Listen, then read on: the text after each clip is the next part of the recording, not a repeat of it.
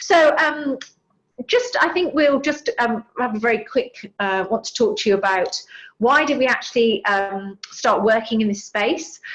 We actually run some resources for boards, for trustees and the executive in terms of working their boards, and it's called Get Informed Social Investment for Boards. Why did we do that?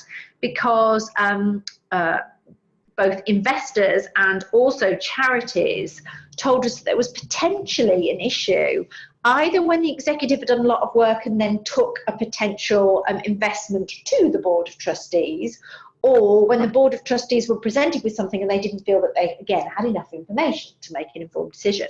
So Get Informed Social Investment for Boards is a set of resources that we make available for any charity that is exploring whether taking on investment is right for them. We certainly don't say that it will be right for every charity, but we do want social enterprises and charities to feel that this is another tool. We often refer to investment as a tool in your toolbox alongside grants and donations and contracts, etc. It's very important as well that you are able to understand that as part of Get Informed, all of the peer stories that we share are other trustees. So they're not sales professionals. They're not people who work in investment, who have a particular product that they want to push. They are sharing their journey. Often we refer to it as the warts and all. So they tell the good bits as well as the bad bits. We have some stories of things that have gone wrong as well as some things that didn't go as well, because failure actually is part of the risk strategy. And I think I wrote earlier on my notes, there's no such thing as you can't be a no-risk organisation. I don't think I made no-risk organisations. There's risk in everything. It's just about how you balance that. So the website, which I know Luna briefly showed to you, is called Get Informed, goodfinance.org.uk, and it provides a whole load of free resources. So we have downloadable slides. We have a set of short videos featuring the faces of our campaign who talk about why it's important for boards to know about investment and potentially their options.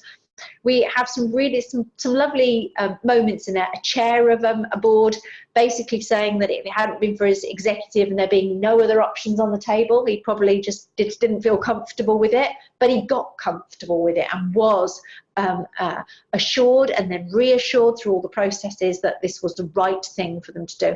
And I often get people ask me questions like, how do you know if it's worth it, Mel? Is it worth it? And so the question that I will always return is, that's an answer can only be answered by your board, but also has to be relative to the level of risk you're going to take and the impact that you're going to create. So, what you shouldn't do is say, no, that's too risky. We can't definitely go there.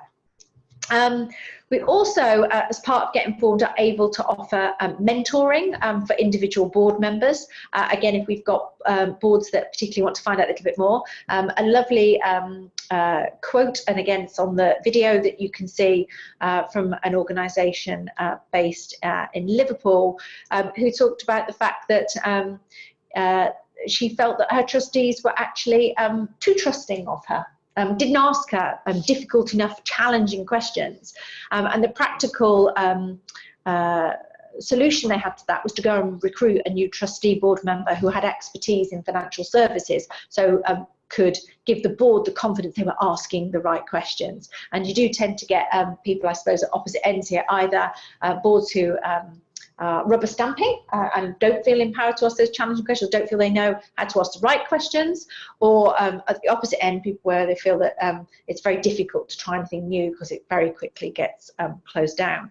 Also available on the site a range of other resources, Rethinking Risk beyond the tick box we particularly like, and the Essential Trustee Charity Commission Guide, along with others. If you know of other resources you think we should be showcasing around taking on risk that we could feature on Get Informed Social Investment for Boards, please do let us know. So I think the question that we've got is from Sam.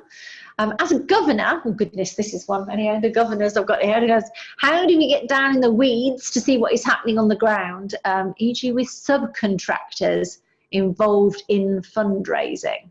So I think, Sam, the question is, how do you separate out having enough information to be able to see the things that you do need to know about without, and having enough information without actually becoming one of the employed executives. Let me ask you that question first, Jonathan, and I'll come to you, Gemma, in a minute as well, and see if you've got any advice for us there. Have you got any examples of where? Yeah. Well, I think I like the expression "get down into the weeds." I think. Well, so I'm a trustee as well. I've been for many years, and what we do on the finance and risk committee that I chair, we have a cyclical approach to deep dives into individual risk areas. So I think it's impossible for trustees, governors, whatever your governing body is called, you can't be on top of everything. You're not expected. Well, the Charter Commission would say you are expected to be on top of everything, but you can't, in practical terms, be on top of everything. And you need to find a way of, okay, if there's a particular area of concern, and if you think about, yes, the use of agencies in fundraising is a good example in terms of an area of particular risk, then particularly at a subcommittee level, maybe not for the full board, but at subcommittee level, to have a deep dive into that area of risk and really drill down and understand how that particular risk is being managed in your organisation. That is, I think, is a very sensible way of thinking about it and getting a handle on the operational piece of managing that risk, bearing in mind that it's not the governing body's job to be operational, but you've still got to somehow get that assurance through to the board that those critical risks, and fundraising, I say, it's one where the Charter Commission will be saying it's the trustee's responsibility to know what fundraising practices their charity is engaged in, etc. That, I think, is a proportionate way to get into the weeds. Okay, lovely. Well, I like liking that analogy there, and I particularly like the fact that, yes, this approach to potentially doing something deep dive and cyclical potentially makes something move from being a piece of paper, a risk register, to being something that's a little bit more live. I've got a nice one here from Mike. Actually, I was going to come to you, Gemma, on that one, but I'm going to ask you this question because Mike's actually asking if I could direct this to you on. And he says, can you say a little bit more, Gemma, on how you might stress test an investment activity, particularly if it's a program related one? See what you have to add on that one, Gemma, and then perhaps I can pick that one up as well. Yeah, of course. I think it'll depend on what the investment opportunity is, obviously. I think what you need to do is think about what are the key risks that could affect the outcome being delivered that you want to be delivered. And then think about if those risks were to apply in conjunction with each other, for example, how would you potentially exit the arrangement? How would you be willing to give more support? Where could you look, for example, for additional funding? Those kinds of things in terms of stress testing. Okay, lovely. Thank you, Gemma. Yes, and it's something that I come across quite a lot. Actually, I'm a trustee, and I also sit on an investment committee making decisions about whether we should lend money to organisations. We often think about stress testing in a very practical way around what are the consequences if. So if at the moment 50% of our income comes from one particular body, or if it comes from one particular issue area and deliver of a type of contract, what would happen if next year that was only 25% of our income? Do we have the capacity to, is there opportunity in other areas? And at what point does any one of those things become critical? So that's one of the ways that we often think about stress testing, which is to apply, I suppose, like many things, is sort of your best and worst and medium case scenario around probably the key business risks in your organisation. We've got a third question here. Do you have any advice or can point to tools for assessing the sources of inward investment in terms of ethics? Investment might be the result of an activity that your charity might have ethical issues with and you might feel have reputational risks. So that speaks quite a lot, Jonathan, to your practical scenario you gave about whether you decide to take the money or not. Do you have any more advice that you would want to share, or is it back to that process? Well, I did. I mean, it's a really, really difficult area. I mean, there was obviously the whole President's Club scenario a couple of years ago, which was a similar scenario to the one that I demonstrated. And I think I slightly lost plot as to how that resolved itself, because I know that some of the recipient organisations first said no and then said, oh no, we have to. And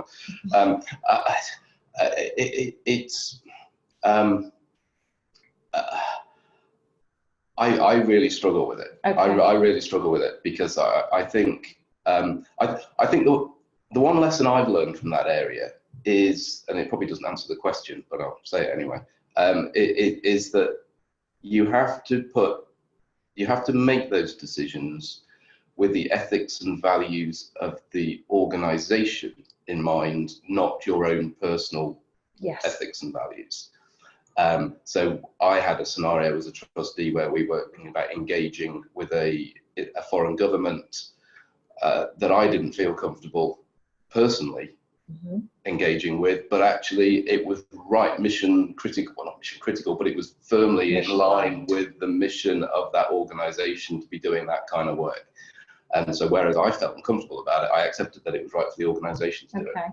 Yes, I think, and there's another something on the chat we'll come to in a moment about how you actually align this. But let me just ask Helen actually about that question. You know, you had 3 different investments. Was it 3 plus the international one? Yeah, we had an international insurance company. Yes. Okay, so I suppose the question there is, you know, you had multiple investors. How did you get comfortable with them being the right ones, I suppose, to back that social impact fund so you could deliver the outcomes? Well, we didn't do the work to get the investors. Actually, we did that through Triodos Bank. Yes. So an ethical investor themselves who went out and sought the money because they were in the networks. And to get money, you often have to be London-based anyway, because that's where the capital flows are, and the networks. So they did that on our behalf, but we'd chosen Triodos Bank to do that. Okay, so it's Triodos Corporate Financing, which is, there are a range of other organisations like people like Clearly So, who are specialists and who work in the social impact investing space, and can help to be part of a broker to sourcing. Obviously, you can also do your own due diligence, and I hear a lot from charities that this piece about finding the right investor, finding the right match, and you said, Jonathan, there about aligning your values, making sure that you're, you know, when you borrow money from an organisation, this is going to be a long-term relationship. It's not something that happens this week and then, you know, it's probably going to happen over a number of years. So ensuring as best you can that your values are aligned is very important. And then I suppose the other thing is then thinking about, if you're having, again, talking about what are the things that you are not prepared to do, where are your non-negotiable barriers for your organisation. So you know, if you're into, this is quite an extreme example, but if you're helping in health and smoking cessation, then, you know, taking any kind of money that's linked potentially to organisations that create tobacco-based projects may be considered to be beyond your boundaries. And there are lots of these discussions, I think, at a board level, range around what's ethical and what isn't. I do think that's a really good tip, again, Jonathan, about trying to keep your own personal views and trying to keep to those that are back to Gemma's purpose, about what's right for your charity. I know that's something that as an independent trustee, I sit on a board of trustees, the majority of the other trustees are embedded in that sort of more in that sector as part of their day job, and so sometimes it does help as well to have some balance in your trustee board of independence. So I'm going to come here. I've got a question from Joseph Pritchard, who says that I think this is speaking from experience, from a trustee perspective, he feels that trustee boards don't always have a clear view or a strategy about what they want. And they get attracted by funds, by money, or by, you know, so there's that, we often get this thing about chasing the money. And he asked about, you know, is there a best way to manage that tension, you think, between the balance between getting money or not? What do you think about that, Gemma? Have you got any thoughts about balancing tensions in board between, what money you pursue? I think firstly, you know, a lot of charities we work with don't have a clear strategy, and I do think that that's something you need to be working on, and again linking that to your purpose. And it may be a shorter term strategy, but certainly something which gives you guidance over the next 3 to 5 years about where you're going. I think, you know, the big thing is always linking back to your purpose. It can be so easy to be blinded by a certain type of funding, but I think you've got to think about, does this fit with our objects? Is this in the best interest? And also, what risks are we taking on by doing this? Okay, lovely. Can I just add one thing to that? Because I think the other interesting test to put to a trustee or trustee board on this is, can you, if you turn money down, could you justify that to one of your beneficiaries? Could you say to them why the service isn't being expanded or whatever the work is you're doing because of not taking that money? And I think, you know, that the health and tobacco one is the clear cut one, isn't it? Where we can all say, well, actually, you know, that you could justify that. But there's a lot where it's in that much grey area. Could you justify it to one of your beneficiaries that actually we haven't taken that money? And if you couldn't go and explain it to them, then maybe you should be taking the money. I completely agree. I can actually give you an example. I'll try and keep it fairly anonymised, but I had an example in the past where I was asked a question around, was it ethical for the organisation that I was working with to take money from an organisation that was in the media was widely purveyed as not having paid its fair share of its taxes. And this particular intervention that was being paid for was one to support capacity building in the sector. And in the end, I had to, again, escalate that and get support for, you know, did we not do something because of a wider media intervention? And it's back to a little bit about the reputational risk, and could we justify that was the right thing to do? And again, the people are most important beneficiaries or stakeholders. How would they feel about that decision-making process? So I'm going to try now and wrap up. I'm just going to ask each one of my panelists, I'm giving you just a couple of seconds warning here, to think about, you know, if you were leaving the people that have joined us this afternoon with one thing that you would say around they could take back to their boards around risk, what would that be? So anybody want to go first? Happy to go first. Go on, Helen, I thought you might. Well, I think where you think there's a risk or where there's a no-go area is actually you bring it out to the board and say, is this me? Is this a real opportunity that we're not looking at? And really give it time for a good discussion about how money or how donors can fit with your values or not. Okay. But don't be afraid of having the discussion, because I think that's time you miss opportunities as well. Okay, so yours is definitely be bold and look where it's least expected potentially, or at least question. Yeah. Jonathan, have you got one for me? I've just written down that risks are there for taking. Okay, I like that. And it's about taking smart, well-managed risks. Yes. It's not being reckless. It's understanding what our fiduciary responsibilities are, but we've got to take risks to make a difference. And if we don't, we won't make a difference. Okay, fantastic. Gemma? I think it would be beware reassurance and look for assurance, because you'd be amazed the amount of times we see boards that just take reassurance and think that that's what they should be looking at. Okay, yes, lovely. And I'm going to probably take chair's license and do mine, which is, I would say, don't be frightened or scared of change or difference. Welcome that in to your board. And if you get a new board member and they identify something that they see as a risk or feel as a risk, don't take that as criticism. Take that as constructive challenge and ask yourself those questions. Is that something that you haven't thought about? I find that you often get new trustees join boards with all the right reasons, with all the right skills, and it's very can be very challenging for them to feel like when they're joining an existing board to come along and ask those questions. So I would definitely say be welcoming and you know, embrace constructive challenge, because I'm absolutely with Jonathan there. The whole purpose of trustees volunteering their time is to help their charities create the biggest impact, the biggest difference for the reason that they were created. And so for that point, risk is definitely there for the taking. Like that one, we'll sign off on that one. I just like to say thank you to everybody that's joined us. Thank you to my panelists, to Jonathan Orchard, to Gemma Bell, and to Helen in Sheffield. We did some quite good diversity in geography today, didn't we? From north to Midlands to south. I'm venturing into London today. We've also recorded this podcast, this webinar, so it will be available for those that signed up but weren't able to join us this afternoon.